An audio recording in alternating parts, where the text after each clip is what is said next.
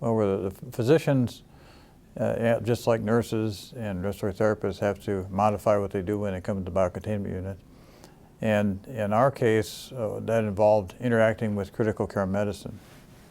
So we have infectious diseases specialists who staff the biocontainment unit and assist with things like how to administer experimental drugs, monitoring the patient's temperature, if antibiotics are necessary, and things like that. And then we also have our critical care medicine specialists who are more in charge of the critical care medicine aspect. So these patients sometimes come in and they have disturbances in their electrolytes, or they need fluids, or they need nutrition, or that sort of thing. And so those critical care medicine specialists have really been an integral part of our team to deal with those issues. When we started out, the infectious disease doctors were the primary, but then we realized most of the day-to-day decisions were more appropriately made by critical care medicine. So now they're actually the attending physicians and we're consultants. Another feature of this is that we minimize the number of physicians that actually go and visit the patient because of the concept of biocontainment and keeping everybody safe.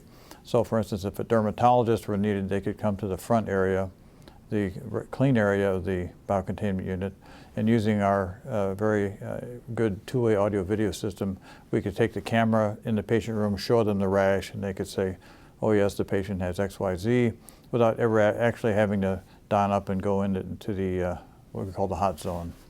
It seems to be working pretty well. It's more analogous to what goes on in the regular hospital, in the fact that infectious diseases specialists serve as consultants and critical care medicine specialists serve as the primary physicians.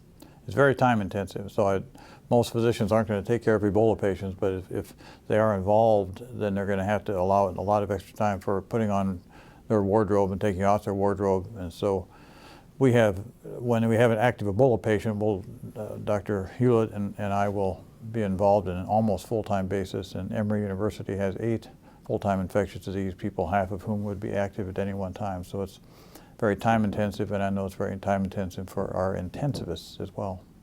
Well, we do ask for volunteers to be on our physician staff.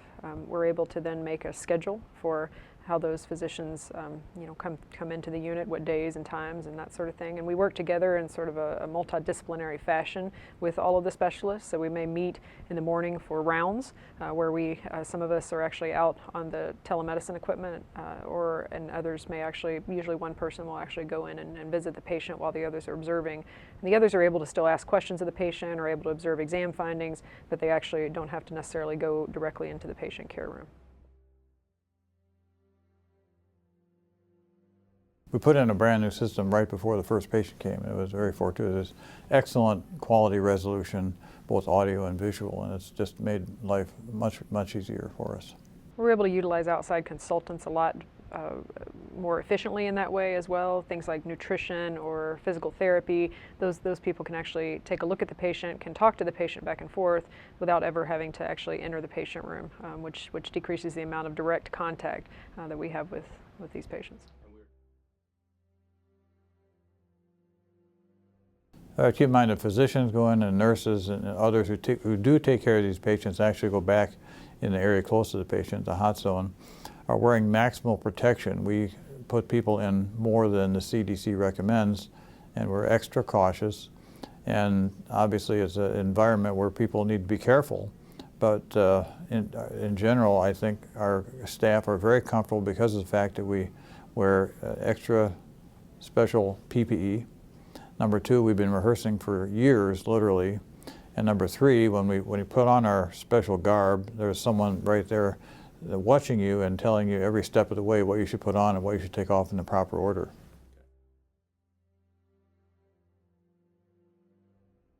We have to keep in mind that this disease is transmitted by direct contact with someone who is sick. So this disease is not transmitted by sitting next to someone who feels well. And whether that's sitting next to someone on a bus, sitting next to someone on a plane, seeing someone at the supermarket, these are not things that will transmit the disease. This is actually you have to have direct contact with bodily fluids. Now, people have gotten sick, and healthcare workers have gotten sick after having that type of direct contact. But I think that in the community, those healthcare workers who are feeling well and are doing fine are not at risk for transmitting this disease. Most people that I'm aware of who have been following this medically are surprised that nobody in the family got sick because they had close contact. But that was a couple days earlier, and as Dr. Hewlett mentioned, if you're incubating, if you've been infected and you're incubating, but you feel well, you're not contagious. And the first day or two after you start to get fever and not feel well, you're dealing with a situation where you're not very contagious. But later in the disease, when you have problems with coughing and other body secretions, and you really become ill, then you're highly contagious. So I suspect the way this scenario in Dallas makes the most sense is that he was with his family earlier in the course of the illness, and the nurses that took care of him, even though they were in PPE, took care of him very late, and there were a lot of body secretions that were involved in this situation, a lot of contamination, and that resulted in the opportunity for the nurses to get infected themselves. I think we have to keep in mind that the public has to keep in mind that the way they get this is by contact with someone who has fairly advanced disease. So just sitting next to someone on the bus is not the way you're going to contact this. You need more intimate contact with someone who has an advanced disease, and they would be more likely bleeding or having other body secretions would pose a threat. So from the standpoint of a person who themselves may be worried if they've traveled in Liberia and they get sick and they go to an emergency room, they should tell them about their history, and they'll be evaluated. They'll be able to decide yes or no whether they have this. But it is rare, and so given the rarity of people who have it, the public reaction is pretty dramatic. So if someone has gone, for instance, to East Africa where they don't have an outbreak and comes back, then that's no different than someone who's lived in Omaha or Council Bluffs. They're not at risk. You have to have a certain risk profile.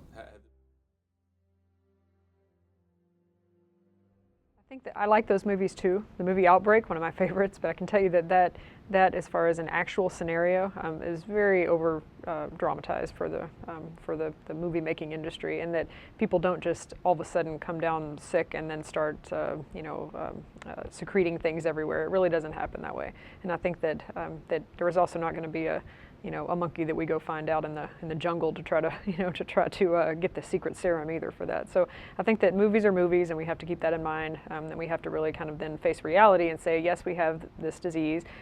This disease is running rampant in West Africa, and there needs to be a lot done about that. And we have had a couple cases now of transmission here in the United States. But again, public health is really they're working on this as hard as they can, and I think that hopefully we can stop the transmission here.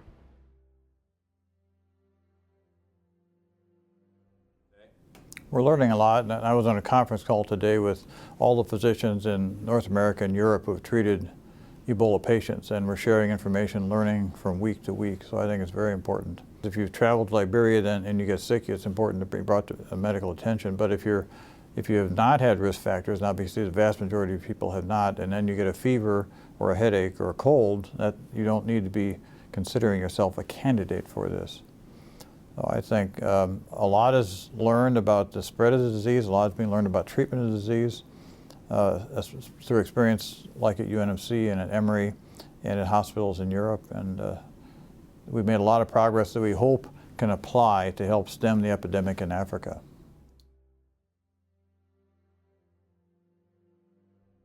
That there are some good things that can come out of this, and that is that people are getting prepared. Hospitals across the United States and elsewhere are getting prepared for this, and I think that the things that we use, we pride ourselves on our protocols and the ability to follow those in a meticulous manner, and I think that that's really the most important thing here. It's not necessarily building a bio unit. It may be designating a place for these patients to go in your hospital. It may be creating these protocols, finding some staff, arranging things with your laboratory and for waste disposal, but if you're able to get all those things in place, then I think that this disease, you can care for this disease. And I think that hospitals around that are preparing. And I think actually that's a very good thing.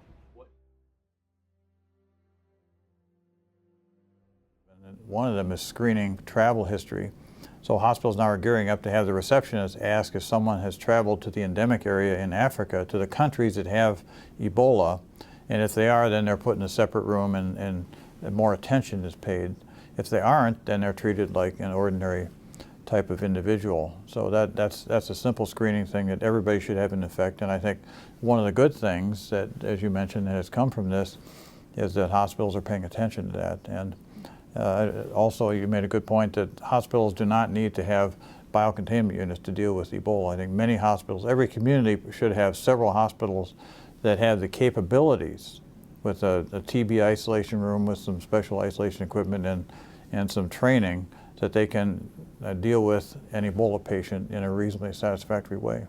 I think it's really more the procedure than anything else. Actually, the equipment that we use, and that's our personal protective equipment that we're using here at UNMC, is really not any different than anything that any regular hospital has. We're wearing a surgical gown, we're wearing boot covers, we're wearing gloves. I mean, these are all things that every hospital has. And I think that, that just establishing, though, that protocol for how to put on and take off that personal protective equipment is something that is way more important than having a physical structure of a biocontainment unit to care for those patients. There aren't enough biocontainment units to go around, so you can't send every Ebola patient to Emory or to UNMC. It's just not realistic and it's unnecessary. So there has to be some sort of special accommodation and planning. I think the key is that hospitals need to plan. The hospital in Dallas that had the cases had no real warning. The patient showed up with advanced disease, and like most hospitals, they hadn't thought it would really happen. But with international travel and the epidemic going pretty much out of control in Africa, it's very likely there will be other situations like that in Dallas where someone shows up in an ER, and if you're prepared and have your protocols and your isolation garb and so forth, then we've learned a good lesson and it's been worth it.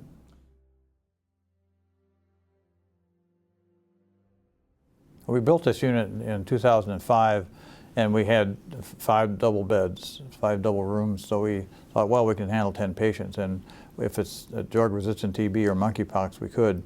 But Ebola is one of the more difficult diseases to manage in any environment, including a biocontainment unit. We found out as we went along and learned that we needed a laboratory nearby, so we converted one room to a laboratory, one room to a dirty utility room, one room to a clean utility room. There's so much equipment in the room with an Ebola patient, like a portable X-ray machine, an EKG machine, that there's no room for a second patient.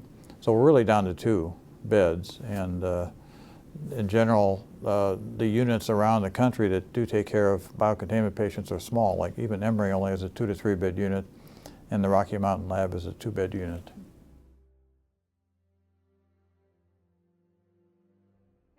I think that there are 3 things that are really important actually when hospitals are getting prepared for this sort of situation. I think that number 1 would be your staffing model, to make sure that you're able to adequately staff your patients, that is with nursing, sometimes respiratory therapists, and techs, physicians, and both critical care medicine and infectious diseases physicians I think are very important for that. The second aspect would be your laboratory, to make sure that you really communicate and develop a partnership with your lab to make sure that the testing that you want to run, that they are able to do that in a timely fashion, because these patients are critically ill. And we want to make sure that those tests that need to be done, like electrolyte panels and CBCs and things like that, can be done by the lab. And then lastly would be waste disposal, and I think that's also something important to consider. There are many ways to actually do this and to accomplish this, but I think that that's something that really has to have a lot of preparation that goes into it in order to receive a patient with Ebola. Our personal protective equipment are things that can be found in any hospital. Doesn't have to be a specialized hospital, doesn't have to be a hospital that treats infectious diseases. There are things like masks, and gowns and things like that. Nothing dramatic there, actually.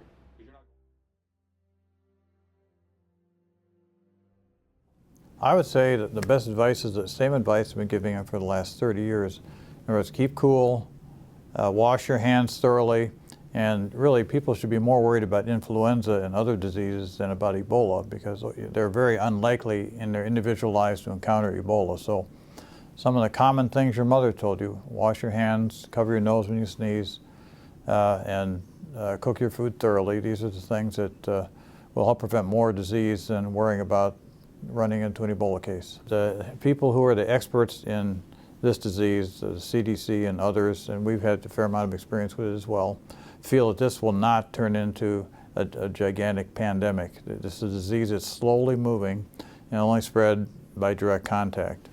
So this is not like a contagion sort of a situation, or not like an influenza sort of a situation. We also have a very well-developed public health infrastructure here that you couldn't even imagine in a place like Liberia. So when there is a problem in Dallas, the CDC can send out 100 people in a few hours and help to contain the outbreak.